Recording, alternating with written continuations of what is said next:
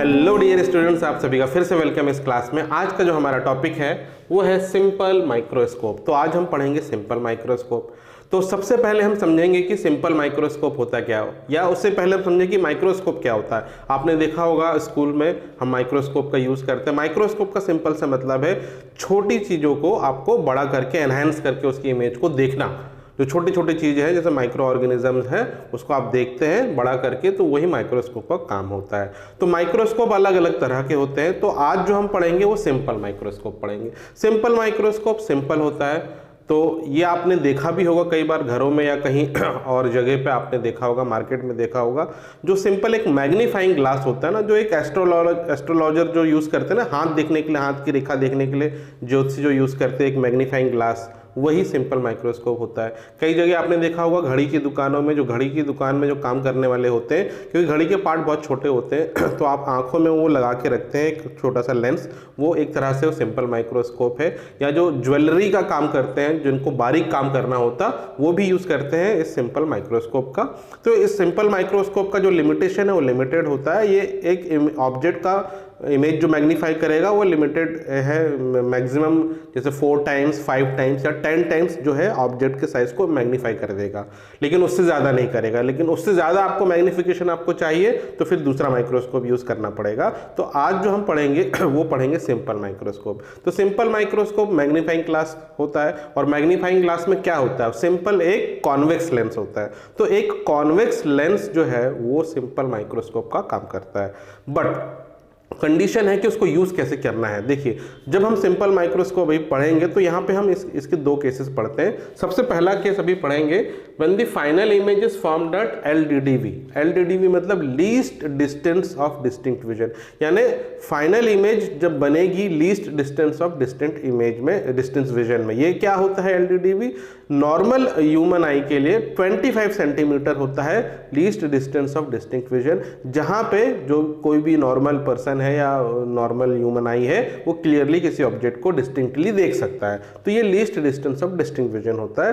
तो हम 2 केस में पढ़ते हैं इसको। एक तो पढ़ेंगे जब इमेज बनेगा LDDV में, दूसरे केस में जब इमेज बनेगा इन्फिनिटी में। जब इन्फिनिटी में इमेज बनता है तो जो हमारी आई मसल्स है वो रिलैक्स होती है और ईजिली जो है बिना किसी स्ट्रेस के हम ऑब्जेक्ट को देखते हैं। तो 2 केस में, एक तो बनेगा किस डिस्टेंस पे, LDDV पे इमेज बनेगा, दूसरा बनेगा इन्फिनिटी में। तो सबसे पहले हम देखेंगे least distance of distinct vision में जब इमेज बनता है तो उस केस में किस तरीके से जो है ये सिंपल माइक्रोस्कोप काम करता है। तो सबसे पहले ये देखिए, ये एक कॉन्वेक्स लेंस बना हुआ है, ये जो है सीधी लाइन, ये प्रिंसिपल एक्सिस है।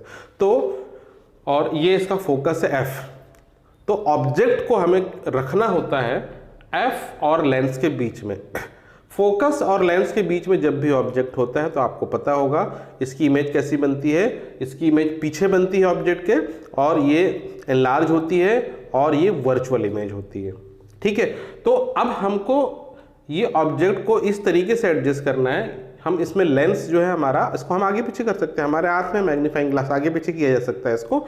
तो इसको इस तरीके से हम एडजस्ट करें कि जो इमेज है वो कहाँ बनेगी, least distance of distinct vision पे। तो मान लो अभी ऑब्जेक्ट यहाँ रखा है और इसकी इमेज देखिए यहाँ बन रही है। इमेज, इसको रे डायग्राम तो आपको समझ में आता होगा, एक बार फिर से मैं बता देता हूँ। ये ऑब्जेक्ट है हमारा, ये A पॉइंट, इसका ये B पॉइंट, ऊपर वाला पॉइंट A, नीचे वाला पॉइंट B है। इससे एक रे निकलेगी parallel to the principal axis और वो फोकस से होते हुए रिफ्रैक्ट हो जाएगी। दूसरी रे जाएगी पोल से होते हुए, सेंटर ऑफ द लेंस से होते हुए, ये विदाउट एनी डिविएशन सीधे चले जाएगी। तो यहाँ तो ये नहीं मिलेंगे, ये यहाँ एक्सपेंड हो रहे हैं ये दोनों रेज, तो इसको पीछे अगर आप एक्सटेंड करेंगे तो पीछे जाके एक पॉइंट पे मिल जाएंगी ये दोनों रेज, और वहाँ पे एक लाइन ड्रॉप बना दीजिए आप। तो ये वाला जो लाइन है ये AB का इमेज है। तो हमने ऑब्जेक्ट को AB बोला है तो इसके इमेज को बोल दिया A', B'। ठीक है, तो ये हो गया रे डायग्राम। और जो इमेज बन रहा है कहाँ बन रहा है, least distance of distinct vision पे बन रहा है। तो यहाँ से यहाँ का जो डिस्टेंस है इसको हम D से डिनोट करेंगे, यही least distance of distinct vision होगा। ठीक है, अब इसके बाद देखिए यहाँ पे हम मैग्नीफाइंग पावर डिफाइन करते हैं माइक्रोस्कोप की। तो जिस तरह से हम पहले मैग्नीफाइंग पावर डिफाइन करते थे, that is height of image upon height of object, यहाँ पे हम डिफरेंट तरह से इसको इमेज को डिफाइन करते हैं, मैग्नीफाइंग पावर को डिफाइन करते हैं। तो देखिए डेफिनेशन क्या है मैग्नीफाइंग पावर की इस केस में, that it is the ratio of the angle subtend by image and object at I when both are at a least distance of distinct vision। तो इसका मतलब क्या है कि जो इमेज है और जो ऑब्जेक्ट है वो आई से जो एंगल सबटेंड करेगा, आई से यहाँ मतलब है लेंस से ही जो एंगल सबटेंड करेगा, क्योंकि इन केस ऑफ माइक्रोस्कोप जो लेंस है आई के हमारे एकदम पास होता है, तो हम चाहे आई से एंगल सबटेंड हो या लेंस से एंगल सबटेंड हो, हम दोनों को सेम मानेंगे। तो यहाँ देखिए ये इमेज ये बना है ए डैश बी डैश, इस इमेज का यहाँ लेंस से आप ये जो लाइन जोड़ रहे हैं इससे जो एंगल बन रहा है प्रिंसिपल एक्सिस के साथ, यही होगा angle subtend by the image. तो ये इमेज कितना एंगल बना रहा है इस लेंस पे, वही होगा एंगल सबटेंड बाय इमेज। तो यहाँ पे देखिए कितना एंगल बना रहा है। मान लो ये वाली जो रे है ये इमेज से जा रही है, इमेज से आ रही है, ठीक है, ये इमेज की तरफ जा रही है ये रे। तो यहाँ पे ये जो एंगल बन रहा है ये वाला एंगल, इसको हम बोल देंगे एंगल बीटा, और यही होगा angle subtend by image at least distance of distinct vision. क्योंकि इमेज कहाँ बन रहा है, डी पे बन रहा है इमेज, तो यहाँ से जो एंगल सबटेंड करेगा यानी जो इमेज से जो एंगल बनेगा लेंस पे, वही उसका एंगल सबटेंड बाय इमेज हो गया। अब दूसरी बात, angle subtend by object at LDDB। अब जो है ऑब्जेक्ट से भी जितना एंगल सबटेंड करेगा उसको भी आपको मेजर करना है, लेकिन यहाँ पे ऑब्जेक्ट कहाँ रखा है, ऑब्जेक्ट रखा है फोकस और लेंस के बीच में।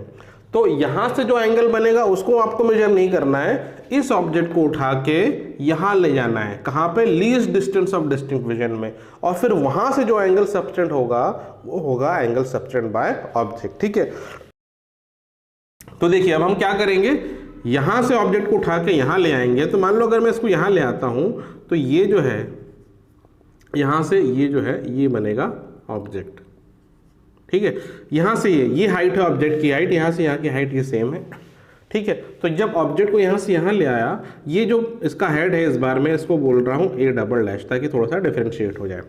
तो ए डबल डैश से जो एंगल बनेगा, ए डबल डैश से कौन सा एंगल बनेगा, तो यहाँ से एक लाइन खींचिए यहाँ पे लेंस तक इस तरीके से। तो यहाँ से जो लाइन खींची लेंस तक, तो ये वाली जो लाइन जो एंगल बना रही है वो ये वाला एंगल है, और इस एंगल को हम बोलेंगे एंगल अल्फा, ठीक है। तो जो इमेज से जो एंगल बन रहा है उसको बोलेंगे एंगल बीटा, और ऑब्जेक्ट से जो एंगल बन रहा है उसको बोलेंगे एंगल अल्फा।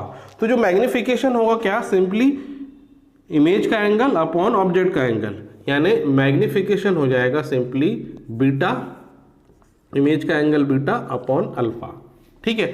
अब यहाँ पे एक और चीज आपको ध्यान देना है, यहाँ पे जो एंगल अल्फा और बीटा ये स्मॉल है, क्योंकि यहाँ पे क्या है, हम छोटी चीज़ों का मैग्निफिकेशन कर रहे हैं ना। तो और ऑब्जेक्ट कहाँ पे रखा है, फोकस और लेंस के बीच में रखा है, तो जो एंगल बनेगा अल्फा और बीटा बनेगा ये छोटे एंगल होंगे। सो अगर एंगल आर स्मॉल, तो इन स्मॉल एंगल के केस में आपको पता है theta can be written as tan theta या साइन थीटा, तो यहाँ पे हम टेन थीटा का यूज करेंगे। तो यहाँ पे अगर एंगल छोटा होता है तो theta equal to tan theta होता है, तो बीटा इज इक्वल टू हम टेन बीटा लिख सकते हैं, और alpha is equal to tan alpha ऐसा लिखा जा सकता है, ठीक है। तो m हो गया tan beta upon tan alpha, ठीक है। अब हमें टेन बीटा और टेन अल्फा की भी वैल्यू निकालनी है, तो कैसे निकालेंगे, देखिए बीटा एंगल है ये बन रहा है।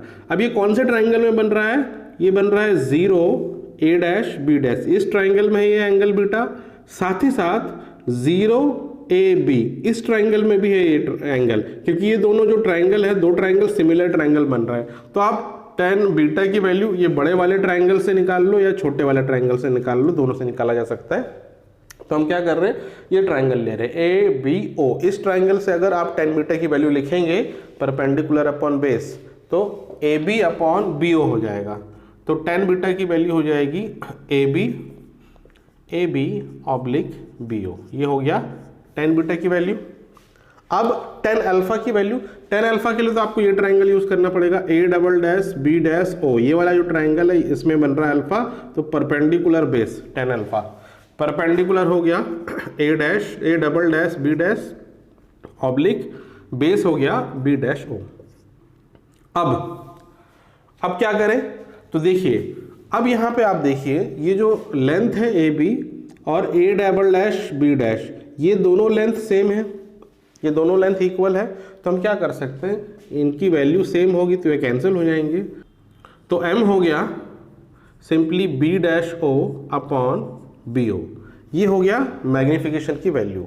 अब b डैश o क्या है, देखिए b डैश से o का डिस्टेंस है, एक्चुअली ये d है, least distance of distinct vision, और ये नेगेटिव में होगा क्योंकि अगेंस्ट द इंसिडेंट रे है, तो ये b डैश o की जगह आप लिख सकते हैं माइनस d, और बी ओ क्या होगा, B से जो O का डिस्टेंस है वो ऑब्जेक्ट डिस्टेंस है, और इस ऑब्जेक्ट डिस्टेंस को हम मान रहे हैं x, यहां से यहां का डिस्टेंस है, इसको हम मान रहे हैं x, ठीक है।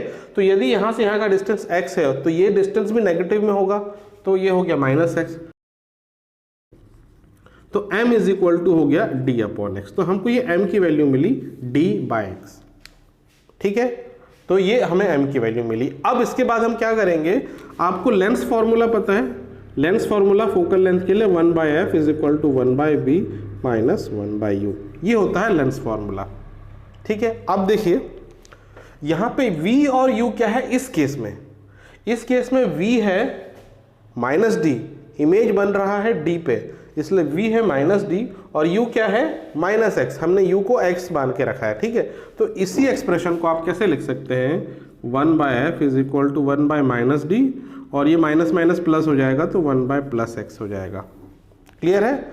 अब हम क्या करेंगे, इस पूरे इक्वेशन में मल्टीप्लाई कर दो d से, कैपिटल D से, तो क्या बन जाएगा यही expression, d/f is equal to minus d/d plus d/x, d से d कैंसिल हो जाएगा, तब क्या मिलेगा आपको, आपको मिलेगा d/f is equal to -1 plus d/x, ये मिला।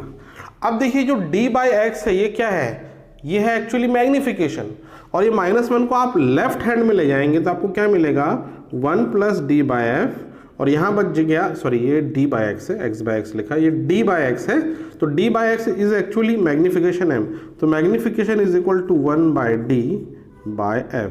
तो ये जो फाइनल वैल्यू आई मैग्नीफिकेशन की, ये जो है ये एक्सप्रेशन हमारा फाइनल एक्सप्रेशन, यही काम का एक्सप्रेशन है, ये एक्सप्रेशन हम यूज करते हैं न्यूमेरिकल में। तो यहाँ पे देखिए d तो फिक्स्ड है, तो जो मैग्नीफिकेशन डिपेंड किस पे कर रहा है, मैग्नीफिकेशन डिपेंड करेगा फोकल लेंथ पे, और कैसे डिपेंड कर रहा है, magnification is inversely proportional to focal length, यानी जिस लेंस का फोकल लेंथ जितना कम होगा उसका मैग्नीफिकेशन होगा उतना ही ज्यादा। अब हम देखेंगे simple microscope when the final image is formed at infinity. पिछले केस में हमने क्या देखा था, फाइनल इमेज बन रहा था least distance of distinct vision में, अब बनेगा इन्फिनिटी में। तो अब कॉन्वेक्स लेंस के केस में फाइनल इमेज इन्फिनिटी में कब बनेगा, जब ऑब्जेक्ट होगा फोकस पे।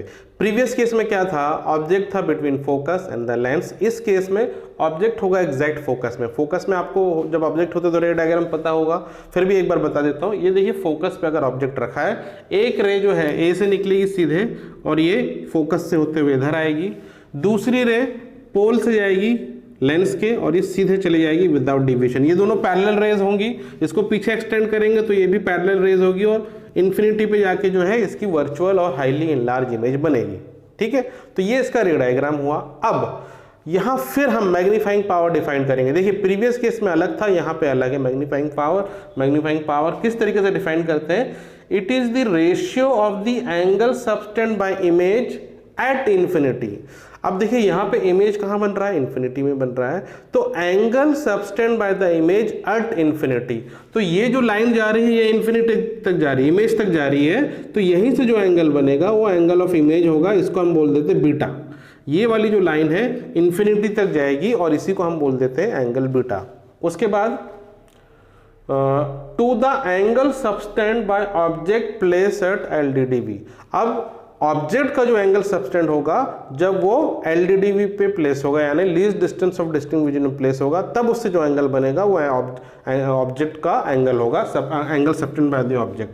तो हम क्या करेंगे, ये जो है ये ऑब्जेक्ट को पीछे ले जाएंगे least distance of distinct vision में। मान लो ये पोजीशन है, ये LDDB की पोजीशन है। अब यहां से आप एक लाइन जोड़ो लेंस तक, तो इसका जो ये वाला एंगल बन रहा है यही कहलाएगा एंगल अल्फा। ठीक है, यही कहलाएगा एंगल अल्फा जो ऑब्जेक्ट सबटेंड कर रहा है। अब देखिए ये जो है, थोड़ा इसको अच्छे से बनाते हैं, हाँ, तो ये जो है ये ऑब्जेक्ट ही है और इसको भी हम ए और बी कहेंगे। इसकी हाइट जो है वो ऑब्जेक्ट की हाइट की बराबर ही है। तो अब जो मैग्निफिकेशन हुआ according to this definition, angle subtend by image यानी beta divided by angle subtend by object मतलब अल्फा। ठीक है, समझ में आया? अब जो बीटा है, क्योंकि ये छोटा है, हमने यहाँ पे पहले भी डिफाइन कर चुके हैं, alpha and beta are small, तो इसलिए हम बीटा को 10 बीटा लिख सकते हैं और अल्फा को 10 अल्फा लिख सकते हैं। इसके बाद 10 बीटा की वैल्यू हम इस ट्राइंगल से निकालेंगे, ए बी और इस पॉइंट का नाम दे देते हैं ओ। तो ट्राइंगल ए बी ओ में हम 10 बीटा की वैल्यू निकालेंगे परपेंडिकुलर अपॉन बेस। ठीक है, तो परपेंडिकुलर क्या हो गया? परपेंडिकुलर हो गया ए बी और बेस है एफ से ओ का डिस्टेंस यानी एफ ओ। इसको इस तरीके से लिखें, A B whole divided by F O. Denominator में 10 अल्फा, 10 अल्फा की वैल्यू क्या होगी? This A B perpendicular upon base B O. ठीक है, तो A B upon B O इस तरीके से आप लिखेंगे। तो ए बी तो कैंसिल हो जाएगा, क्या बचेगा? m is equal to B O ऊपर जाएगा एंड एफ ओ नीचे आ जाएगा। ठीक है, अब ये जो है बी ओ क्या है? b से लेकर o का डिस्टेंस, ये है actually least distance of distinct vision. तो b से यहाँ का जो डिस्टेंस है दिस इज d और ये कैसा होगा? ये भी नेगेटिव में होगा। तो बी ओ की जगह आप लिखेंगे -d और एफ ओ क्या है? ये एफ है, ये ओ है। तो फोकस से लेके लेंस का डिस्टेंस क्या होगा? ये होगा फोकल लेंथ और ये भी होगा नेगेटिव में, तो माइनस है। तो फाइनली क्या मिला?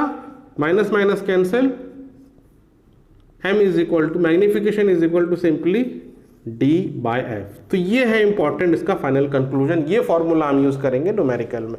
तो क्या फर्क हुआ प्रीवियस केस और इस केस में? प्रीवियस केस में बस फॉर्मूले में क्या फर्क था? m equal to 1 plus d by F था जब LDD इमेज बन रहा था, लेकिन जब इन्फिनिटी पे इमेज बनेगा तो m equal to simply d upon F होगा। तो इसमें दो फॉर्मूले आपको ध्यान में रखना है, एक है m equal to 1 plus d by F, दूसरा है m equal to d by F. दोनों अलग अलग केस है। ठीक है, तो ये हुआ सिंपल माइक्रोस्कोप। अब इसके ऊपर काफी अच्छे न्यूमेरिकल्स बनते हैं, अच्छे क्वेश्चन आते हैं, जिसको हम करेंगे नेक्स्ट क्लास में। So that's all for today's class. Take care of yourself and have a nice day.